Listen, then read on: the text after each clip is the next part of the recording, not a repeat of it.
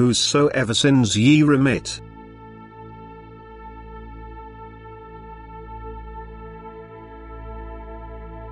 If you read the words of the scriptures only in their literal meaning, there is much you will not understand or will interpret incorrectly, for the letter kills, but the spirit gives life. And so it requires an enlightened spirit to comprehend and interpret the meaning of the words I spoke when I walked on earth. My disciples understood me since my spirit revealed to them every word I spoke. I had to help them this way because prior to my death on the cross my spirit could not work the way it did after the act of salvation was completed. Now, however, every human being can allow the working of my spirit in himself if he consciously uses the blessings of the act of salvation and shapes himself through love such that he becomes a vessel for my spirit, which then educates him and guides him into truth as I have promised. And he will also understand the meaning of the words whosesoever sins ye remit, they are remitted unto them, and whosesoever sins ye retain, they are retained. I spoke these words to my disciples knowing that after the outpouring of the Spirit they would clearly recognize the nature of the people who would come to them with all kind of diseases due to their burden of guilt. I knew that they would come to my disciples to be healed. And I also knew which one of them felt his guilt and which one just wanted to be healed of his ailments. And my disciples knew it too, for their spirit was enlightened and they had completely submitted to my will, wanting to live and act only in accordance with my will. And thus my spirit also gave them the instructions when, after my death, they attended to their ministry to spread my word throughout the world.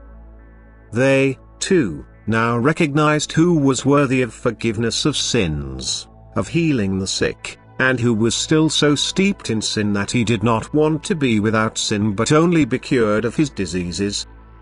Thus I merely assured the disciples with these words that they would indeed recognize people's inner state and act correctly by following my spirit's directions.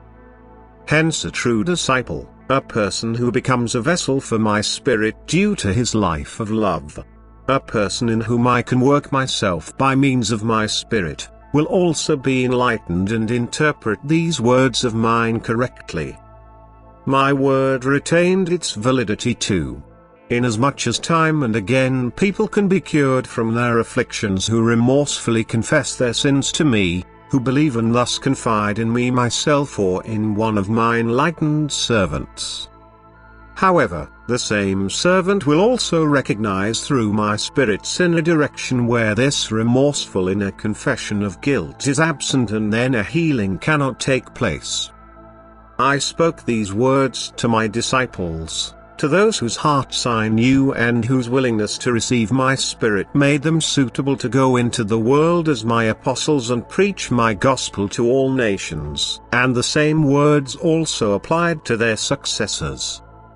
However, by successors I mean those who, through their way of life, through changing themselves to love and through their spiritual maturity, have created the prerequisites to make the working of my spirit in them possible. I never meant those who merely occupied the same place but never experienced the outpouring of the Spirit themselves. The latter cannot assume that my words were addressed to them and consequently will not be able to forgive or to retain sins either. Consider the senseless distortion of my words that was caused by a doctrine as it is offered to people today. That people feel destined to forgive or not to forgive their fellow human beings' sins. People, who lack all spiritual maturity, which would reveal itself in the obvious working of the Spirit. My spirit can only seldom express itself obviously because it requires profound love and a living faith to do so, but thousands and thousands are forgiving sins, and believe that they received the authorization for it from me. Yet where my spirit is working they try to prevent it. Where pure truth is attempting to bring clarification, the working of Satan is insinuated, which proves again that spiritual blindness rules where humanity is looking for salvation. But the darkness is already too dense for a light to be accepted, and thus only love can be preached to people, for only love will kindle a light, and only a person aglow by love recognizes the truth and recoils from such misguided teachings. Without love every word is futile, it is not understood and its meaning is only ever twisted. Only love results in the enlightenment of spirit and understanding of my word. And only when you become true disciples through love can you consider yourselves the successors of those disciples. Then your spirit will be enlightened and you can assure truly remorseful sinners that their sins are forgiven, because then you know that I myself will take care of every sinner and forgive everyone who comes to the cross repentantly and in awareness of his guilt.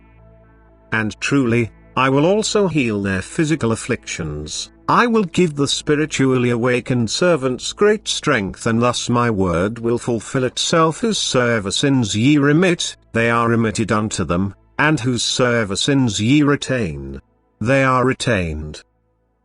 For it is my spirit that works in them. Amen.